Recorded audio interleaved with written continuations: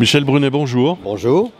On se retrouve au sein de Rétromobile 2025 dans une allée consacrée aux véhicules, on va dire tout-terrain. Ces véhicules qui rappellent la croisière jaune de Citroën sont munis tous de chenilles et vous-même vous êtes l'heureux propriétaire du véhicule qu'on va aller filmer tout à l'heure qui s'appelle le K1. La K1, absolument, qui est 1923, qui tire son appellation du fait que c'est Kegress, l'ingénieur Adolphe Kegress, donc avec un K, qui a produit ce véhicule et le premier de la série de tout ce qui fut ensuite commercialisé par Citroën.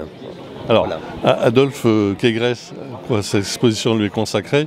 Au départ, il est français, oui. Et puis il décide de quitter la France pour aller s'installer en Russie et il devient au service du tsar. Absolument, oui, il devient le patron du garage du tsar et c'est là-bas que, confronté aux difficultés de la neige en hiver, il commence à réfléchir et à mettre au point un système de bandage souple, adaptable sur les véhicules de l'écurie du tsar. Voilà. Voilà, la chasse dans les steppes, choses comme ça. Tout à fait, tout à fait, tout à fait. Et donc après la guerre arrive. Alors, la révolution de 1917. Voilà, il quitte la Russie pour aller en Finlande. Oui. Et après il se rapatrie de nouveau en France. Il revient dans la mère patrie. Voilà. Où là, il fait une super rencontre. Il rencontre André Citroën. Il rencontre André Citroën. Et Citroën, féru de nouveautés et de publicité, voit tout de suite l'opportunité de développer quelque chose que les autres n'auront pas. Voilà, il y a un marché à prendre. Il y a un marché à prendre et surtout il y a une publicité formidable à faire avec quelque chose que personne n'a jamais vu. Voilà. Et donc pour promouvoir ce véhicule, rapidement il fait la transsaharienne, donc la première traversée en automobile du Sahara. Puis en 24-25, la croisière noire où il traversera toute l'Afrique avec une compagnie de 7 ou 8 véhicules. Et pour couronner le tout, en 31-32, la croisière jaune, Paris-Pékin, en fait en deux morceaux, un morceau venant de Paris, l'autre venant de Pékin, qui ne se sont pas vraiment rejoints à cause de l'Himalaya. C'était prévu, mais ça ne s'est pas fait. Mais ça ne s'est pas fait parce que les difficultés étaient finalement trop grandes. Mais enfin, ils ont eu le mérite d'essayer. Voilà. Donc ça a été de merveilleuses aventures. Et d'ailleurs, il faut dire que tous ceux qui ont participé à ces croisières ne se sont jamais quittés la vie durant. Ils se réunissaient tous les ans et ça a été des amitiés pour la vie. Durable. Ah oui. Alors, vous, ce véhicule, qu'est-ce qui est jamais dans votre tête pour dire tiens, je vais acquérir ce type de véhicule? Eh bien, écoutez, quand on commence, oui, mais quand j'étais jeune, je me suis passionné pour les anciennes Citroën. Et qu'est-ce qu'il y avait de plus rare et de plus intéressant dans les anciennes Citroën? Les autochenilles. Et donc j'ai surveillé les petites annonces de l'avis de l'auto, dont je suis abonné depuis le numéro 1. Et ça n'est que plus de 20 ans après le premier numéro que j'ai vu apparaître dans une petite annonce une autochenille. Donc mon stand n'a fait qu'un tour, comme vous vous en doutez. C'était en quelle année? C'était en 99, je crois. Et je me suis précipité chez le vendeur et j'ai fait l'acquisition d'une épave.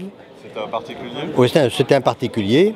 D'une épave qui allait devenir la K1 qui est présentée dans le cadre de ce salon et qu'on verra peut-être tout à l'heure. Alors, cette épave, c'est vous qui l'avez reconstruite ou vous l'avez confiée à un professionnel? Alors, un peu des deux. C'est-à-dire que j'ai participé à toutes les phases de la résurrection, parce que c'est le mot qui convient, de ce véhicule, mais ce qui était trop technique, j'étais la petite main.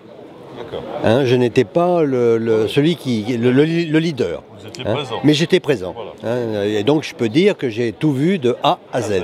Oui. Alors combien de mois de restauration? Ah ben c'est simple, ça a duré 5 ans. 5 ans. 5 ans. Alors ça ne signifie pas qu'on y travaillait tous les jours, mais l'opération entre la réfection du moteur, la sellerie, la carrosserie, 5 ans.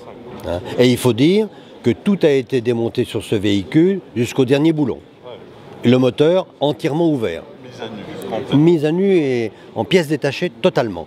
Et on est reparti pour réassembler tout ça et changer ce qui était trop usé. Exactement. exactement. Alors, ce type de véhicule, comment on peut s'en servir? Est-ce qu'on a le droit de rouler sur la route? Comment ça se passe? Alors, normalement non. D'abord, celui-ci n'est pas immatriculé. Et même s'il l'était, sauf peut-être à le faire classer comme tracteur, puisqu'en fait c'est une sorte de tracteur, je pourrais alors m'en servir. Donc je le fais de façon occasionnelle lorsqu'il y a des manifestations, mais c'est à la campagne ou bien dans des zones réservées, quoi, hein. Autrement, il faut l'amener sur un plateau. Voilà. Et elle est venue sur un plateau. Oui, absolument. Mais elle est sortie de son 4e sous-sol avec le moteur.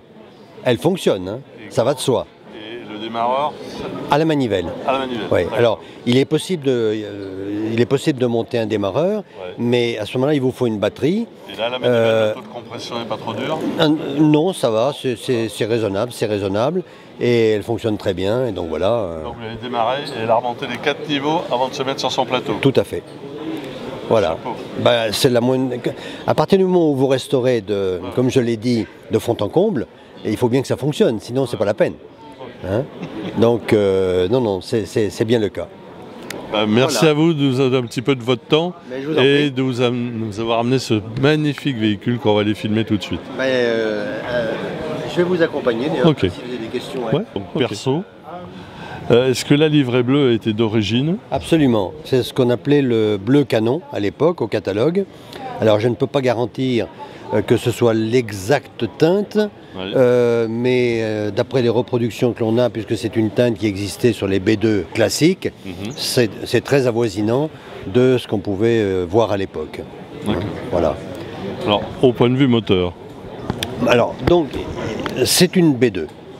Ça veut dire qu'en dehors du système de propulsion, tout ce qui est sur la voiture, vous le retrouvez sur une B2 classique. Le moteur, c'est le même. Le radiateur est différent, bien sûr, puisqu'il a une plus grande capacité de refroidissement. Mais sinon, la mécanique, moteur, c'est le même. Rien n'est changé. Est-ce que quand on roule, justement, il y a un bruit particulier avec ces chenilles disons que c'est un petit peu bruyant. Enfin, déjà, le moteur en lui-même est bruyant. Ça, c'est un petit peu bruyant parce que vous avez, bien que les bandages soient purement en caoutchouc. Là, les bandages, c'est du caoutchouc. Oui, mais le système des galets fait qu'il y a quand même un bruit assez important, hein. Oui, oui. Il ne peut pas lutter contre une voiture électrique, si c'est le sens de votre question. On est d'accord. Bon, c'est un véhicule atypique. Ah, totalement. Mais il faut qu'il y ait des gens comme vous, des collectionneurs, qui restaurent des pièces comme ça. Parce que c'est le patrimoine automobile français. Ah, tout à fait. Et puis ce qu'il faut dire, c'est que aujourd'hui, c'est le seul véhicule de ce type que vous puissiez voir. Voilà. À ma connaissance, il y a 3 ou 4 autres, plus ou moins à l'état d'épave, qui existent, mais tout le travail reste à faire. Voilà. Hein, donc le seul qui ait été accompli de fond en comble dans le reste, c'est celui-ci. Et ça respecte parfaitement l'origine. C'est mon souci principal, quoi. C'est-à-dire que tous les détails sont conformes. Il n'y a pas de fausses notes. Bien. Voilà. Michel, on vous remercie. Je vous en prie.